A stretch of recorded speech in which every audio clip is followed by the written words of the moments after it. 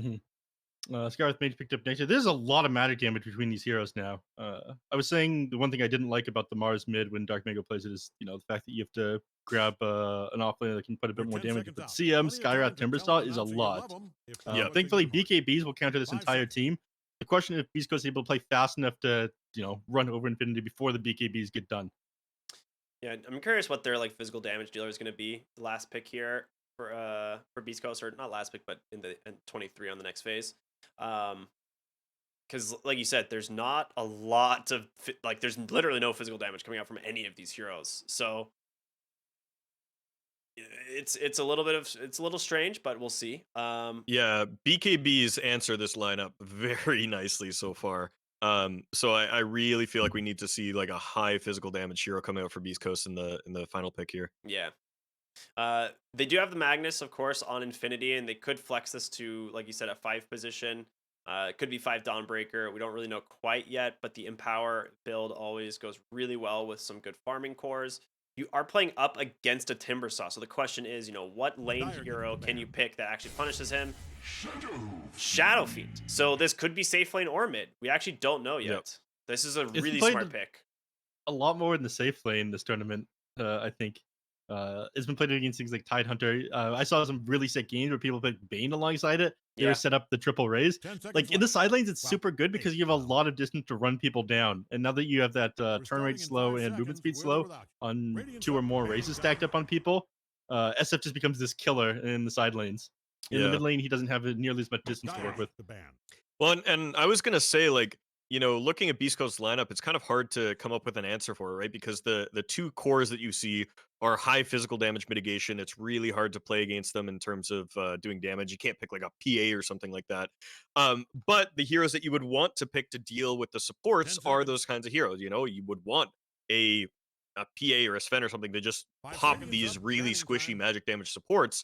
So you're kind of caught in a position where you need to go for something that addresses these cores, which leaves you maybe without the tools to deal with the supports, especially being that they're such high disruption heroes and the fact that they've got these silences, these high magic burst abilities. So it's going to be interesting to see what Infinity kind of sees as the answer to that. I think SF kind of does walk that line pretty well in that he has a bit of both. I mean, he can get the magic damage raises on to the Timbersaw, and he's got the physical damage to bring down the supports. But yeah, I mean, I still think they kind of maybe need to bring something else into their draft to answer this. 10 seconds. The bulwark and the reactive armor. Mm-hmm. These bans Well, actually are 5 seconds. so 4, interesting to me. 3, Like begin. Beast Coast banned 2 offlaners. So they're anticipating that this is either like I guess Infinity's draft could be flexed in so many ways with how heroes are currently being played. Like we've seen Rubik in the mid lane, we've seen Shadow Fiend go 1 and 2. You have Magnus that can go 1, 3, 5, or that can go Radiant's up. like off lane or 5. Like this is Yeah. actually so nuts. Like you don't really know where any of these heroes are going. And what I'm kind of expecting right now is a safe lane SF with a 5 Magnus and a mid Dawnbreaker. I think Infinity is looking for an offlaner here. I think the Dawnbreaker versus Mars matchup is actually somewhat 10 favorable seconds. to the Dawnbreaker. I think it's relatively Mhm. even, but totally playable. And then you get the Starting in SF 5 with the seconds, Magnus, which with or is without great you. because SF is pretty self-reliant, being a high-range hero. And then if the Magnus gets skewers off, you just land all the raises you want, and the lane's easy. So I think lots of potential for outplays on that safe lane. We'll have to see if the Timbersaw and the Skywrath just end up being too much harass and mitigation. But Timber against a safe lane raise SF, it might not actually be all that good. Like Timber's going to have to play around that really hard. He's going to have to use his Timber chains effectively to avoid getting caught. Dave Johnson And here. We're starting. There yeah, it so is. Choose your hero. and I'm wrong. All right, so SF mid. All right, All cool. right, no problem. Cool. Forget everything awesome. I said for the last 30 seconds. We'll just rewind that a little bit. And hey, can we cut that in the edit and post production? The, Yeah, we yeah, can. I got it. Yeah, I'll hit yeah. Jerry up. I'll let him do it. Yeah. Though I'm looking at like once I saw the Bloodseeker pick, my thought process went more towards like they're trying to block like a mid Pango pick is what it was. I think Yeah. because as soon as they picked the Bloodseeker, I'm like, oh, okay, like there's like Pango would have been really good. You can't pick it here now. But the Shadow Fiend matchup into Mars is fine for the Shadow Fiend. I don't think he really cares all that much. And now you have a really favorable core and matchup in the off lane. So we'll see how it goes. Personally, I think Ursa should do pretty good against the Timbersaw. You just have to be careful if he doesn't get to level 6 first, but that's just that's the Timbersaw effect in general. I worry about Prada in this matchup. I mean, having a 5 Dawnbreaker into a Timber Skyrath, I mean, yeah, maybe there's potential to kind of get that hammer slow into an Ursa pounce, and then you guys get kills on Schofield. But I mean, if Schofield's positioning is good, the Dawnbreaker is going to have a really rough lane, and is going to have to rely on maybe just pulls to get some XP and control this up a little bit. But it'll be interesting to see how it plays out either way. I think there's a lot of potential for either lineup to kind of get off the ground there. It's just going to matter. It's going to be down to how it gets played. Mm-hmm. I want to correct you guys on one thing regarding the Timbersaw versus Ursa matchup. A lot of the time, the Timbersaw actually just goes Timber Chain 1-2-0. Yeah, he maxes Timber yeah. Chain and Whirling Death rather than Reactive Armor, so it actually becomes kind of Timbersaw favored when he does that, because Ursa can never actually get his hands on him. It does huge amounts of burst damage. Yeah, I'm curious if he does it or not. I mean, Sacred has played this hero a ton, as we can tell, master tier on this hero. I remember he was like, him and Whisper were like some of like the most notorious like Timbersaw players out of South America. I'm curious if he's gonna make it happen again. I think, yeah, there was one game that I remember casting with UNEF where Sacred's Timbersaw literally went ham, absolutely ended up like winning them the game. It was like a 60-minute comeback from Megas or something. It was all because of Sacred's Timbersaw. Heads up, 30 seconds. Yeah. Ursa's spotted out here. Looks like they might be able to nab a first blood if he comes for this rune. He's kind of dancing around like he wants to, but he should know better than this.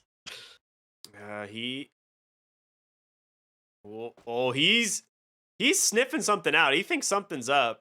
He's just cutting these trees one by one. Oh, yeah. Okay. Well, with the wraparound from the Skyrath Mage, they're not gonna find it. All right. They force Earthshock 1 though, which is pretty huge. Yeah. So 2 for 2 on the runes, and you get Earthshock 1 on the Ursa. That is pretty rough. He's actually gonna walk to base and TP back to the lane. It looks like doesn't want to have to blow through any of his regen. That was so I feel like he gotta know, right? Like he's cutting all those trees. Like, you know, they gotta be around there. You know, like they're just gonna deny. I mean, he ends up okay, but yeah. Yeah, Prada being kind of bullied out too. He's not going to be able to get to lane super easily, and they actually fake the deny. They throw a few attacks on it, but they leave it alive. Yeah, and that's Prada is cool. not gonna. Yeah, that's nice. I like that. Yeah, I like that quite a bit. Yeah, they're not going to know there's a ward up there up until like a courier gets sniped or something like that. At that point, they can actually deny the ward because it's only one hit from it. Yep. So Magnus Rubik top lane into the CM Bloodseeker. I kind of like this matchup for Beast Coast as well. The Magnus is gonna have a really rough time last hitting there unless the Rubik's around to harass us out. But yeah, like I think there's kill potential if the lane comes back, but it needs to get pulled, and it's very static right now, which I think favors Beast Coast. Yep. Bloodseeker, you know, as long as he doesn't get out damaged these first couple of waves, he's going to be healed back up. Thankfully, CM is going to be able to drop a couple of tangos onto him. He'll keep his HP topped up.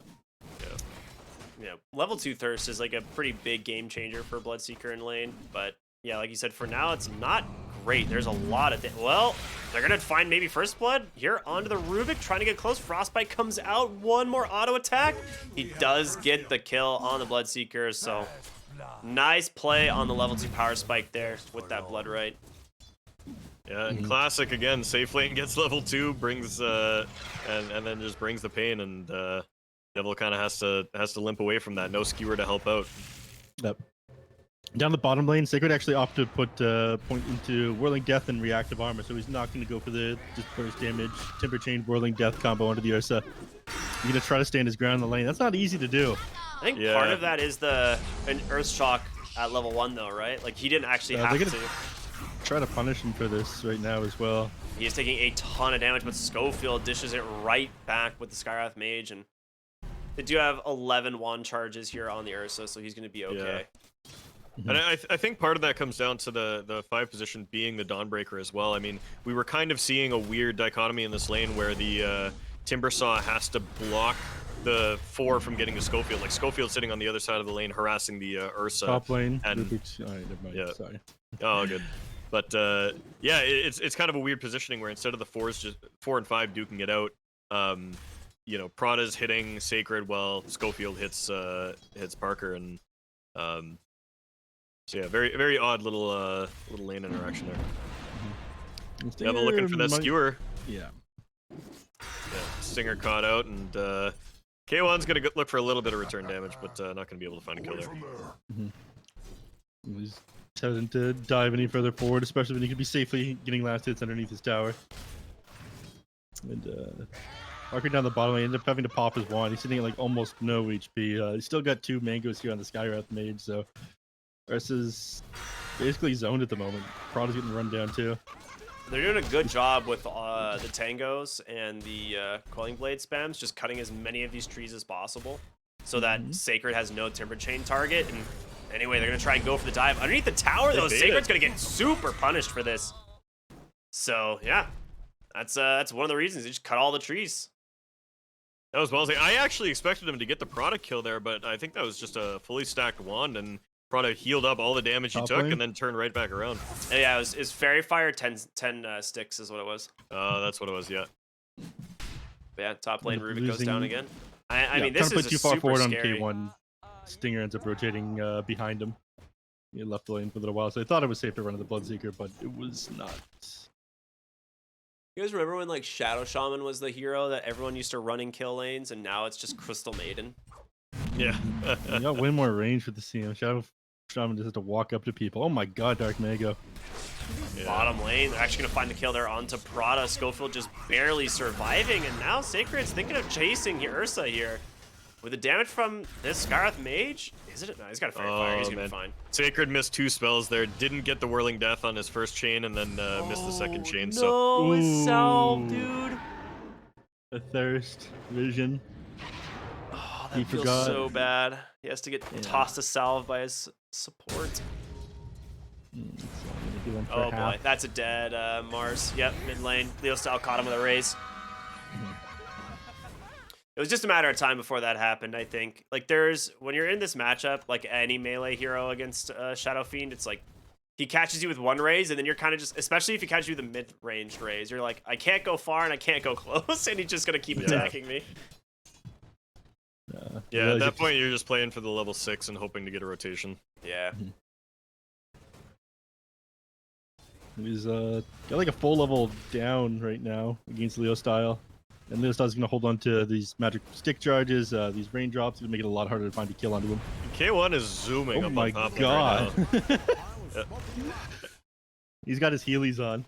Yeah, the map, I mean, that's the other nice thing is, we didn't really talk about it in the draft, but Skywrath with Bloodseeker on your team keeps people really low in lane, and you can see the effect this is having. I mean, the Thirst is just active on the Ursa the whole time, and he can basically do whatever he wants up on the top. Jeez. He's just saying it's 600 MS just in the top lane, dude. Yeah. Oh my gosh. And they can just keep doing this. Leo Style is invis here, though, in a single raise. Yeah, oh my gosh. I thought he almost missed it, too, just because of how fast he's moving. But landing a raise on a haster, and that's rough, but... he was more than haste. Yeah. Great rotation from the Shadow Fiend there, and he's going to get his bottle filled, too, by the respawning Genic. Prada getting run down here, and they can actually turn on a Schofield. There's nothing from Timber Chain, too, actually. Well, there will be now. Oh, yeah, okay. Just catches him with the maximum range of the Whirling Death. K1's bottom now, level 5 here on this Bloodseeker. So many thirst charges now chasing down the Ursa, able to get outside of that range, and now Sacred. Careful, buddy. Fuck around and find out, my friend. Oh my god, Parker. Bloodseeker's coming to try to turn it. Fairy He's Fire? got a Fairy Fire, he's baiting it. Oh boy. Oh my god, he has to run now. Magnus isn't going to be able to catch him, unfortunately. He's still too fast. He's sitting there like no HP on this Ursa, but there's... Oh, okay. I mean, he's not going down on the Ursa. That much feels kind of nice. Yeah, and he gets bottled and salved coming back in there, so... It's that is a Rupture, though. Tossed out yeah, onto Rupture Leo cast Style. on Shadow Fiend, but he doesn't care. He's just running it off. I mean, he can't help his boys, though, is the thing. Schofield is right here trying to just keep dumping spells into Parker. That being said, Dark Mega comes bottom with a smoke, and there's the first arena of the game. Finally getting put to good use. They finally just take down this Shadow Fiend, and they dive for more. They got the Ursa, looking for Prada now. Should be an easy pickup. Beautiful collapse onto this bottom lane from Beast Coast. They get themselves 3 big kills, and they are right back in the game. Yeah, maybe a little bit too greedy from Infinity there. I mean, they got a great rotation on top with that SF, but then they tried to TP down to bottom and make the same thing happen as soon as the Bloodseeker TP'd. But Bloodseeker found his level 6 and then kind of turned that into a really awkward fight where they couldn't really do much and lose it under the tower. RP out on the Timbersaw up top, and it looks like Eurus is going to find that kill again. So scrappy game, just back and forth on the side lanes. Both teams just kind of throwing heroes at each other and just finding kills one for one back and forth the whole time. Yeah, they'll get a little bit more map control now on the side of Beast Coast as this Catapult is about to finish off the tier 1 tower down in bottom lane. I think they'll probably turn their eyes mid after that, but not super easy getting on top of anyone until Dark Mega finishes up his blink tagging, which he's going for. Yeah, and Sacred is not having the game I think he expected. I mean, this was looking like it was going to be a really favorable lane for them down bottom, but it kind of just ended up at being a weird, scrappy lane, and a few kills from this Ursa has made him 1 and 3, and he's having a rough time now. Speaking of Sigurd, unfortunately misses his combo there. Otherwise, might have been able to find the kill onto the Ursa. Word up on the high ground, going to be pinged out there from Leo Style as Blood Right gets dropped onto him. Yeah. Dark Mago kind of hovering for a rotation, but I think he felt like he was spotted and is going to just kind of make his way back to mid. Meanwhile, Ursa's farming the Ancients with the Empower from the Magnus, and that's going to be a combo that kind of accelerates Infinity's game if they can kind of keep those two heroes on the same side of the map. Ooh. Big attempt in the mid lane to try and get on top of Dark Mago. He drops the arena, ends up pump faking for a while. He's gonna regret not throwing that earlier as Schofield comes in to help find that kill. And now chasing down Genic as well. Dark Mago, can he get it? Nah, it goes to Sacred instead. Timbersaw is here to offer a little bit of assist. Yeah, Leo Style looked like he really wanted to try to save that ulti and just kind of threaten it, but as soon as the Skywrath lands, just gets that instant silence, and suddenly he can't threaten anything and ends up dead. Yeah, I mean they need some sort of recovery plan here on the side of Infinity. Yeah. I do like the fact that this Ursa is going for. I don't think anything of that mid lane engagement just yet. I like the fact that the Ursa is going for a Diffusal Blade rather than Battle Fury this game. I think that you do need to play fast, given that we see the heroes on the side of Beast Coast. Like, this is an incredibly fast draft on their side. You go Battle Fury, you're not going to have a BKB, very good timing. You're just going to be way too slow going for that second item. You get shut down. Yep, I mean, all the games today have been really fast. I think like the Wraith Pack Totem being nerfed has like sped up the beginning of the game, because usually you'd see the offlaner just kind of sitting by themselves until that thing gets completed. Now the offlaner is getting involved a lot earlier. Yeah. Now Prada's got his level 6 now, and I feel like this Infinity draft is really going to be relying on kind of the counter initiate, right? They're going to want to get gone on by the Bloodseeker, by the Mars, and then they're going to want to turn that around with the Solar Guardian and the RP and the Requiem, etc. I think we're still a little ways off of the Magnus being able to initiate stuff on his own, but see how they play it out here. Prada is being gone on bottom. Might just want to ulti himself just to Stinger is just getting crushed by the tower. I mean, he tried to go just outside the tower range, but he was just inside it, and at that point he was committed. Yeah, easy but it's like, I'll get the extra armor, But, yeah. Radiant scanning around Oh, that's hilarious. Yeah. But failed go on Prada there, eh? That was a rupture. That was a CM multi committed, and a lot of heroes kind of thrown into that for nothing. So maybe an opportunity for Infinity here. That was very funny. Well, like Crystal Maiden just took like 900 damage from the tower. Yeah. Has a 925 health pool. Top lane arena does come out. They've caught the Ursa. He is gone. Prada though did join that fight, tries to take down the Crystal Maiden one more time, but not gonna be able to slip away. And now the Bloodseeker showing his teeth, Leo Style here. They do have a sentry. They see you, bud. They're baiting him. He realizes this ain't gonna fly. The silence comes out, but there's a nice telekinesis from Genic to try and buy him some space, but Sacred is here. Spear off the mark. The Blood Right is not. That will fear them away. And Blink with Dagger's that, now they smoke up his completed. 5. Oh my god, are they wrapping around? They're wrapping around, but they need the Blink Dagger on Dark Mago first. He just has it completed. It's being flown out to him on his courier. So, Yeah. looking to reveal something with this one. You see Schofield drawing a big arrow down into the triangle. They wanted to go in there, but the chorus say, no, we're farming. And just head the other direction. Dark Mega will want to go for something, I think, Yeah. but still 7 Arena's in seconds till 5. Arena. They'll go. Yeah. That's their vision game. I mean, I think they know they're up on the triangle there. Yeah, he's just hiding that inside is the a roach pit as he dangerous smokes. go, though. There is 4 heroes ready to go, and He yeah, saw they'll knock out on Prada. that. Yeah. The Observer Ward saw that Schofield ended up placing, and they see Oh, Rubik on that thing as unfortunate. well. He tried to Tumblr story over the back of the roach pit, didn't quite make it, and ends up stuck in there. You need to pull that one off so you get a little bit more distance with your Blink Dagger to have that one on cooldown. I see Ursa now, though. He could just... nice ult. He just like sees. You just see Skyth Mage and is like, alright, I have to ult. See ya. Yeah. I mean, if he didn't ult right there, Ancient Seal onto him, followed by Arena Spear, he's dead. Yeah. Yep. Yeah, absolutely can't be shy. You know, and like right now I feel like even though the game is pretty static and has been pretty even in terms of fights, Infinity does feel like they have a hard time getting to their timings, right? This SF needs the BKB, the Magnus needs the Blink, and the Ursa needs the Diffusal. I guess he's got the Diffusal. He's still looking for his Blink. And they're all kind of wanting to hover around the same part of the map. They're all kind of having to cannibalize each other's farm just a little bit. And, you know, Leo style doesn't look all that threatening. I mean, he's sitting on treads in a Dragonlance trying to get towards that BKB, but his is a ways off. So I do kind of worry about, you know, Infinity hitting their first timing and being able to respond when a real fight comes their way. Yeah, and the real fight is coming soon. Top lane, Dark Mago. There's the spear combo. It's still enough, even with Prada there. Oh my goodness. Yeah, that bonus damage you get from the Ancient Seal as well is no joke. Like, you were just getting bursted down. Skywrath and Gareth and Mars is actually a pretty deadly combination. Yeah.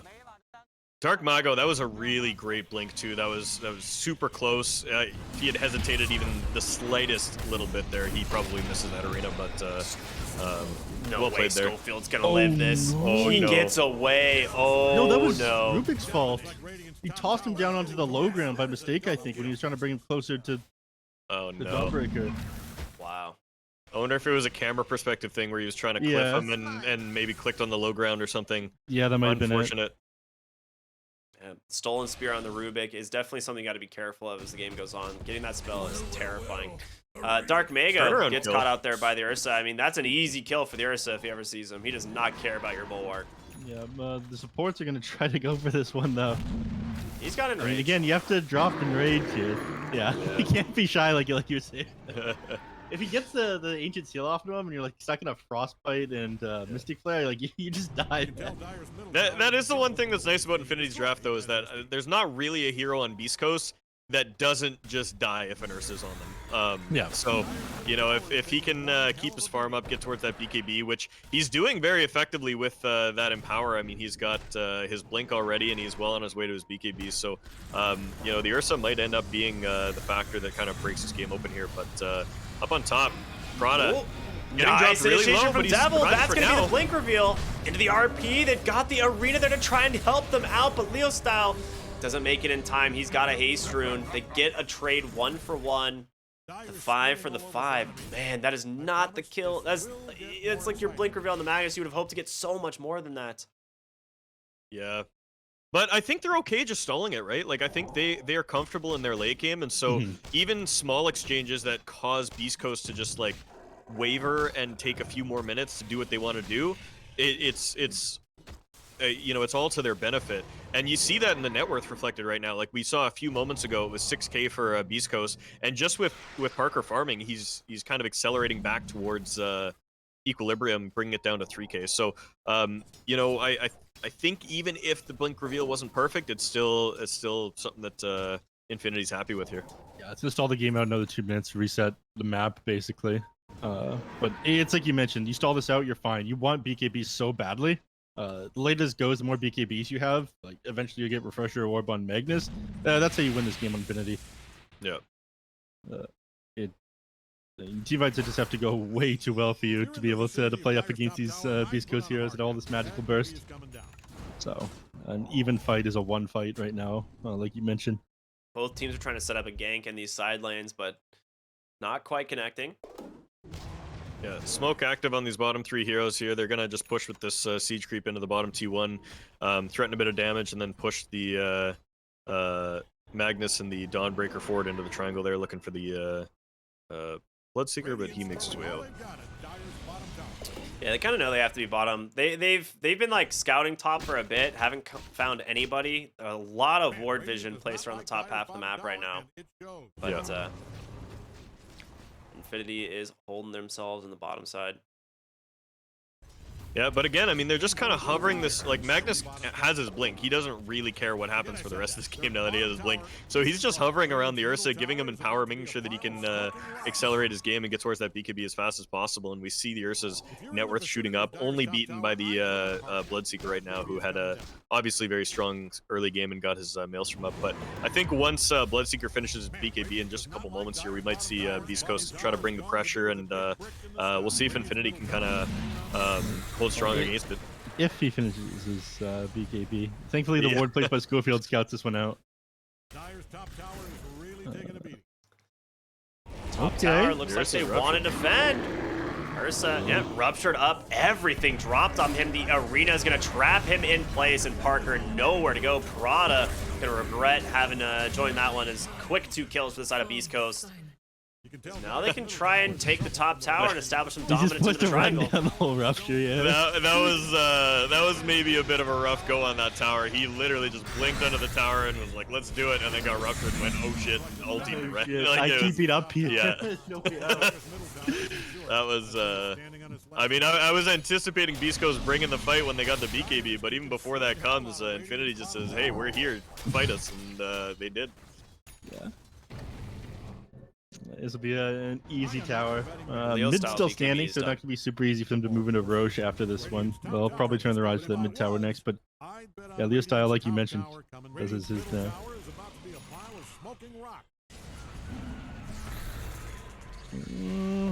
Blink Dagger's still on cooldown on Mars, so he's not going to initiate. And he's still another 1,200 gold away from his own BKB. Everyone might just dodge for now. Yeah. Maybe once Dark Mago's done, they'll feel confident enough to go into the Roche pit, but you're still fighting into an RP. Actually, and smoked up from Infinity. You don't want Stinger. Stinger. Are they looking for a fight, or are they looking for a Roche? Looking for a fight. You don't want Stinger. Sure. Oh, he just blinks right up. He gets Devil on the RP. They pull him back, just bursted down. No chance for the BKB. That is beautiful. Big freeze beyond on the backside, gonna get interrupted by Prada. They can try and finish him off, but they're just gonna get themselves big arena though from Mago. There's no one to help. You're all alone. It's gonna have to come from Schofield. He gets the deny to Roche. That wasn't intentional. I don't think, yeah, it wasn't intentional, but you know, it was funny. He just blinked backwards and ended up in the Roche pit. That's so funny. Oh no. Oh, and they find the Dark Mago's gonna regret that one. Dark Mago and Schofield trying to make the best of that situation, but now they are maybe seeding the Roche. I'm actually surprised the Ursa's not in the pit right now, just going for it. No lifesteal. Yeah. Isn't able to fight into it without the lifesteal. Someone else would have to tank it up.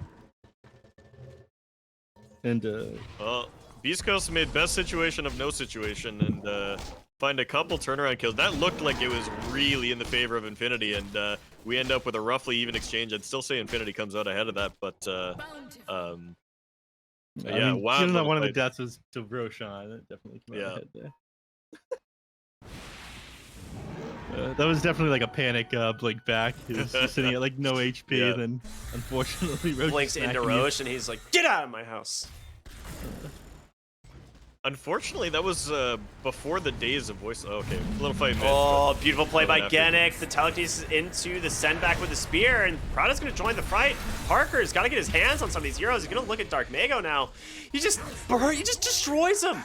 The Ursa's online, baby. Rupture's out. He's still got the enraged if he wants, but a stolen rupture from the Rubik. Oh my goodness, Genic putting in some work this game. K1 is so low, trying to get away. He's forced to BKB, and he just dies. He literally just dies to the rupture. Oh, no. He just kept inching away, inching away, inching away. Devil, like lining up a skewer. It's like Leo style keeps running at him. He's like, there's this. I don't want to give the kill to the Shadow Fiend, so. Double damage now, and there goes Roche.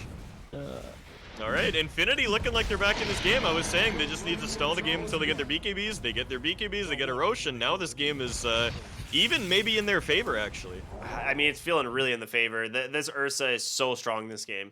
We just see like how quick he chews through some of these heroes, like the Mars. Both supports have nothing that they can do against this hero. Yeah. Game 3, game 3, game 3. Let's go. I am so happy. This game is a little bit more even. It looked like Beast Coast was going to run them over. With the BKBs being finished now, like you mentioned, things starting to even out a little bit. SF hasn't even had to use his first one yet. Now he's building a Shadow Blade. It's a great Shadow Blade game. Silver Edge is like an item that Shadow Fiend loves to build, but this game is super value. You break Thirst, you break Bull. Oh, wait a minute. Okay, they got him. Nice spear back, but held in place there thanks to that Diffusal Blade. There's going to be the RP. Pulls him right back into the hands of the Ursa to get himself 2. Now a Rupture once again onto the Bloodseeker. No. Dude, he's going to give taste of his own medicine. He's going down. Get it. Gets another with it. Unbelievable. This Rubik play has been so great. He didn't even refresh the seal there. Yeah, this is just had it from same before. one, yeah. And oh wow. That Bloodseeker, I mean, I was surprised that he even went in and threw that Rupture. Like, he was kind of just farming that hard camp and could have just walked it off, but he kind of says, I gotta help, I gotta do something, goes in, throws a spell, and ends up paying for it with his life. But Infinity now definitely in control of that, of this game, and I'd say given kind of the late game matchups here, it's theirs to lose, really. Absolutely. Yeah, and now, I mean, Dark Mego has just been so close to this god. BKB Oh my god, that damage. Shot on the Skywrath. And there's going to be the fear once again. Timbersaw cannot get away from the Ursa. 2 more dead on the side of Beast Coast, and they are hemorrhaging bad. Yeah, there's some of these rotating death timers now.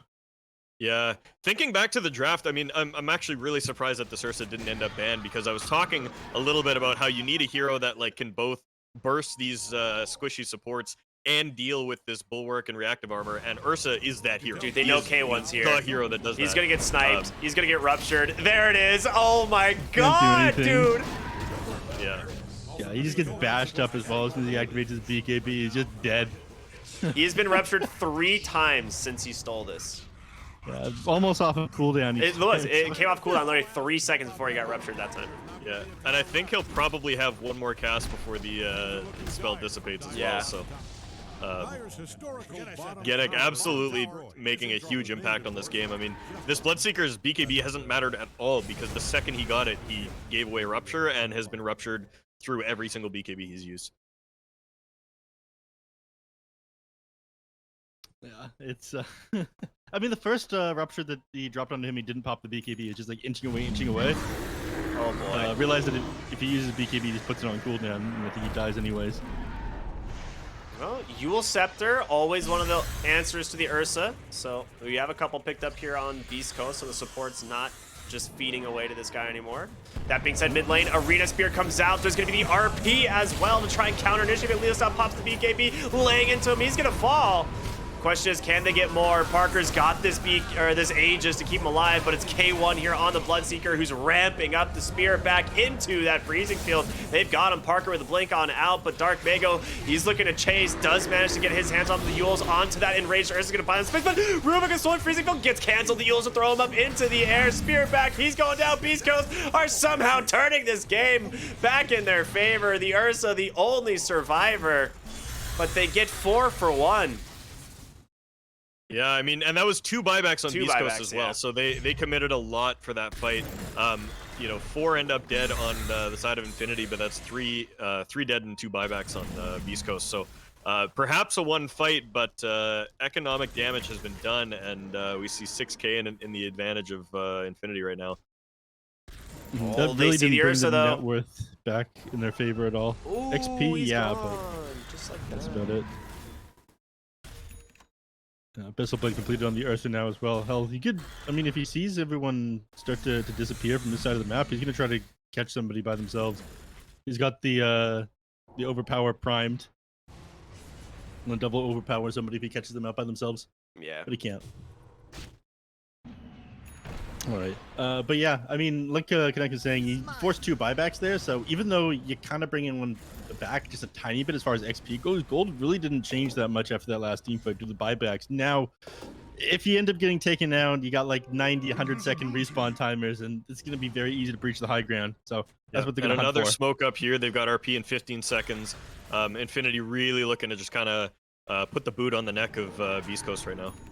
No spell on Rubik right now, so that is like a saving grace for Beast Coast. That being said, they do kind of know exactly where they are now. As they just give pop. up the smoke for a courier. That seems slightly suboptimal. I think wonder one if that was just a person misclick popped. where they were just moving up the. Oh yeah. Yeah, I think one person popped, and they actually don't see this ward on the low ground that is there. So they did see him. All right, this game has been it's been a little back and forth, but Beast Coast still definitely down but not out. Next Roche is huge, right, for both of these teams. Like, anytime you see an Ursa getting second Roche, getting that shard with the Aegis puts you in like a pretty commanding position. But what does it do for Beast Coast? Yeah. Well, I think like Beast Coast, we really need to see what it looks like when Beast Coast initiates a team fight, right? Because we haven't seen this Bloodseeker at his full potential because he's been ruptured and he's been held out of these fights. But I mean, if Dark Mago gets a good Blink Arena and they get a Skywrath ulti on it and everybody's low and then the thirst builds up, I think there's a lot of potential for Beast Coast to take good fights. They just need to be the ones initiating it, and if they miss an initiation like this, it gets turned back around on him. So yeah, drops the arena to try and run away. He's actually gonna survive. No, never mind. There's a Shadow Fiend there. Rupture though onto Leo style. He steals Genic. Oh no, the RP right onto the Bloodseeker. Big freezing field, but he can't keep it alive. The fear from Leo style is gonna send him back. K1 does get out, but Schofield. Is it gonna matter? He's gonna get chased down into the trees. 3 dead on the side of Beast Coast. Now they'll back up. I'm surprised that Listo stopped hitting the Bloodseeker towards the tail end of that one. Maybe he thought he wouldn't be able to finish him off. Or saw the BKB starting to expire, wanted to get the ult off onto everyone there. But botched initiation, not getting that spear off onto the Ursa on Dark Mago is really what cost him that. Yeah, that matters so much because, again, you just miss that early burst damage that gets the Bloodseeker off to the good start in that fight. And then, yeah, the BKB turnaround, the Dawnbreaker ulti, and what do? There's not much left there. It was a blind spear, though. That is something to point out. Like, he did. Was it blind? I thought they had a ward on the high ground there. They had the ward on the low ground. Infinity had the high ground ward. So he saw the Ursa walk into the tree line and did go for just like the blind spear into the trees. He could have arena'd first to break them, but he got to get the instant stun. The downside is that because Infinity had the ward, he gets instantly diffused. Yeah. Devil here on the Magnus taking a ton of damage. Gonna be forced to BKB. Dark Mago comes in. The arena off the mark. Devil TP's on home. The spear will catch the Ursa on the backside. He's gonna pop the BKB and the Enrage, trying to play on the side of the arena, but the Abyssal Blade comes through. Timbersaw now has to be a little bit careful as they will get the Ursa. That one is gonna be a big kill, but can K1 hold his ground against Leo style temporarily? But now the Dawnbreakers showing up big. They get themselves another Ghost Scepter here from Stinger. He's got a freezing field in one, but just so much burst damage. A triple kill for Leo style. Yeah, K1 looked like he really believed in himself on that one. I mean, I think he could have ran that one off, but he said, you know what, I think I can take down this SF. Committed to the right click and ended up just getting out damaged, pure and simple.